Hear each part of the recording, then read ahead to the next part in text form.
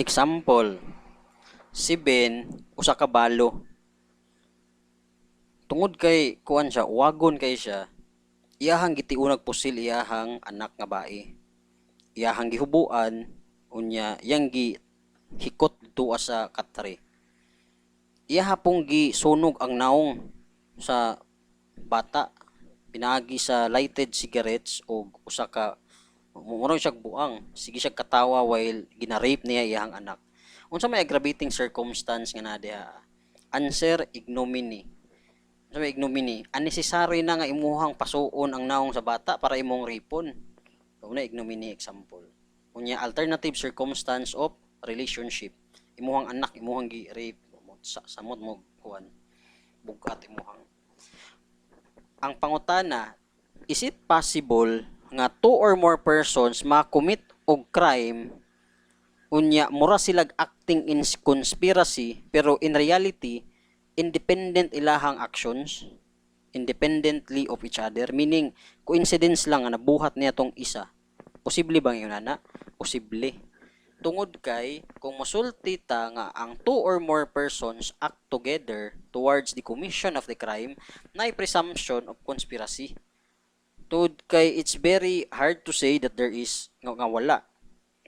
So posibleng ang isa nabuhat murag iyaharang ka curiosity yang gibuhat tong kuan pero walay conspiracy dito sa kadtong outcome. So another problem. Si A na siya'y enemy, na siya'y kalaban si X.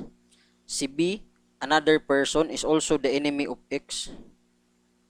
Usa ka adlaw, A decided to mo iyahang kulatahon si X. Si B po, on the other hand, nagtanaw na siya kang X na iyahan ang iplanuhan nga patyon.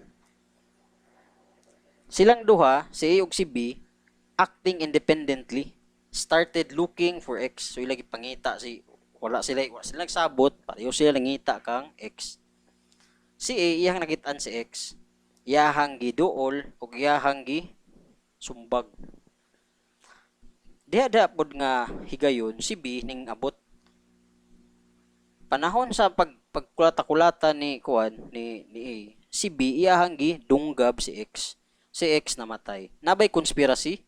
Based on the facts, walay conspiracy. Walay sabot kay lain-lain man to sila kuan, lain-lain sila tumong. Since A's intention is to inflict physical injuries and he merely inflicted fist blows, ila sumbag-sumbag ra niya apan the victim, only liable as a principal by direct participation for physical injury against the victim. So physical injury lang ang iyahang liability ngadto kang X. On the other hand, ang katuning dunggab sa iya is liable as principal by direct participation for the crime of homicide. So in effect, naay duha ka separate crimes, duha criminal acting independently, that is called individual liability as distinguished from conspiracy or collective liability.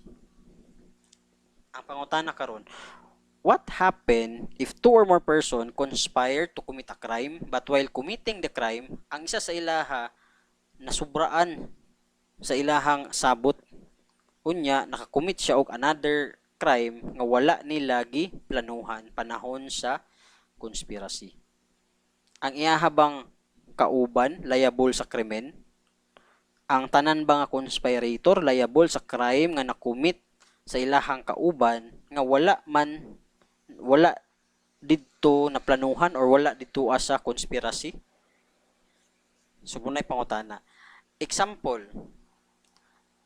ang robbery makomit by a band. Muna butang niya sa paragraph 2 under article 296. Niingon din ha nga any member of a band who is present at the commission of a robbery by the band shall be punished as a principal of any of the assaults committed by the band unless it is shown that he attempted to prevent the same. So at least 4 person nag-conspire na siya para mag-commit og robbery. Ning sulod sila sa balay ni A, ang isa sa ilaha ning tutok og baril, ang isa pod gikuhaan si A sa iyahang mga alahas, yang isa pod sa ilaha giatake ang biktima unya iyahang gipatay. So naay robbery with homicide. ang pangutani na kinsay liable sa robbery with homicide. Ang uban moingon nga isa lang ang ning atake. Unya ning patay kang A, siya lang ang liable. Unsa may kuan niya, unsa may ihang sentensya. Sila tanan. All of them is liable because according to Article 296 in robbery by a band, sila tanan liable sa bisan sa kadtong ilahang gikumitan og robbery by their companions unless you can show that you try to prevent it. So if you do not try to prevent it, you are liable. In conspiracy, the act of one is the act of all. Pero sa Article 296, mo-apply lang na siya sa robbery with homicide and committed by a band. So if there are only 3 persons, di ni siya mo apply. Next question. Suppose na ay duha or tulo ka robbers. Unya, nagplano sila nga manulis. Tulis lang ilang nasabutan. Unya, ang isa sa ilahan nakapatay in the process. Sila bang tanan liable for assault or only katulang na katulang nakapatay? This time, ma-apply na to ang laing principle that the conspirators are only liable for the crime contemplated in the conspiracy if there is no direct provisions on that. X and Y conspired to kill A. Then X killed B. Now, who is liable for the death of B? The conspirators conspired to kill A. They never conspired to kill B. So X is only liable sa iyang gibuhat. So next question, in another case, the offender nagplano sila nga i-injure iyahang kulatahon si A. So all of them nagkulata kang A. But usa sa mga conspirator ning kuha kutsilyo iyahang gidunggab si A, namatay si A. Kinsay liable sa kamatayon ni A? Ang answer, silang tanan liable tungod kay in conspiracy, the act of one is the act of all.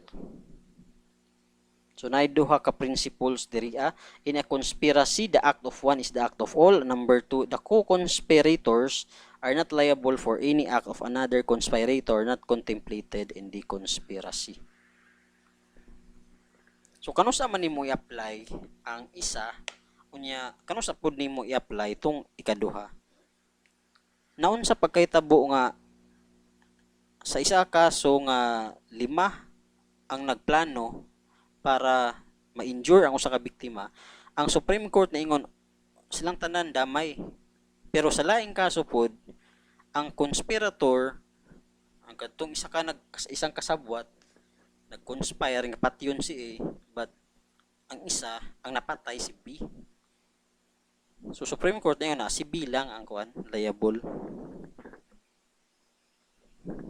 So katulang ning dunggab kang B mo ay liable. Kay wala man nila naplanuhan nga patyon si B.